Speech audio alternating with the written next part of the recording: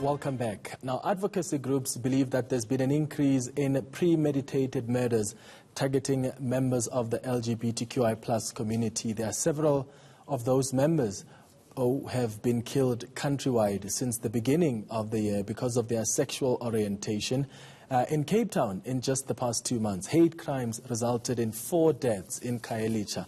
Let's now speak to the Deputy Minister of Justice, John Jeffery, about an update on the bills that are supposed to be tackling these crimes against members of the LGBTQI+ community. Deputy Minister, thank you so much for making time. We continue to see these brutal murders of members of the LGBTQI+ community. What's the status of the 3 bills which aim to tighten laws for gender-based, for these kinds of violence? Okay, look, there's 3 gender-based violence bills which are in the process of being processed by Parliament, but this is not, I don't think those bills are particularly applicable. Those bills have been passed by the National Assembly. They are with the NCOP now.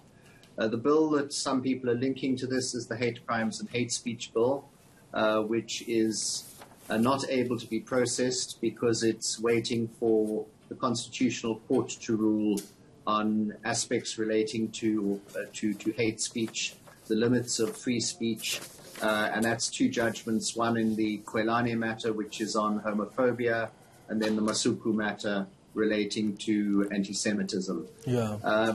Those are the bills. Let me just say that we have a national task team, which in fact had a media briefing earlier today.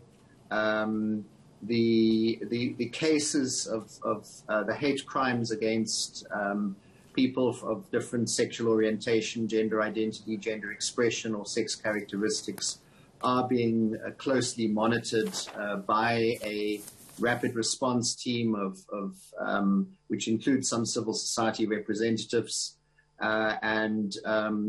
yeah, the key issue is to ensure that there's proper investigations and prosecutions, that people are held accountable. Yeah.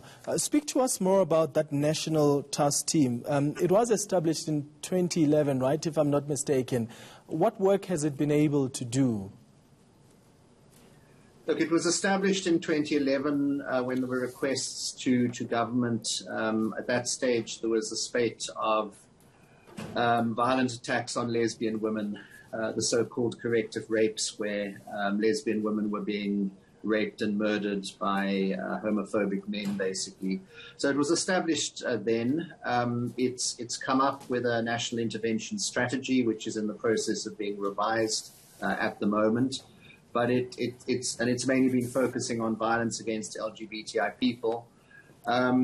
So it has been, I think, over the years working quite well. But because the issue is that you know, the laws don't actually protect people; it's changing society's attitudes.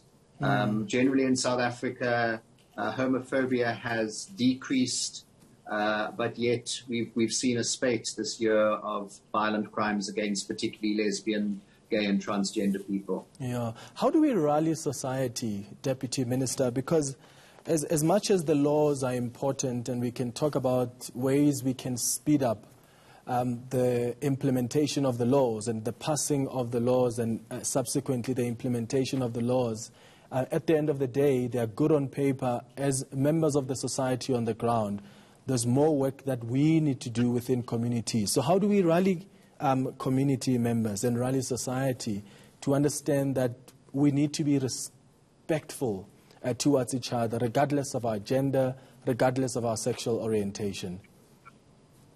Yeah, I mean, the issue is that people should be able to love who they want to love and to be who they want to be. And it's getting that message across. I think there are, similar to gender-based violence, there are issues of toxic masculinity, that men get threatened by people of a different sexual orientation or expressing their gender differently. So it's tackling those issues. Some of those are caught up with traditional traditional values or what's being perceived as traditional values. So we need to be engaging on that. There's also issues of religions and religious views.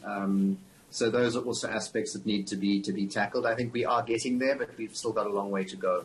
Yeah, thank you so much for making time. John Jeffery is the Deputy Minister of Justice. We're talking about the rise, really, in these hate crimes, people being murdered for simply choosing to love whoever they want to love, for living their truth. And every one of us has to play our part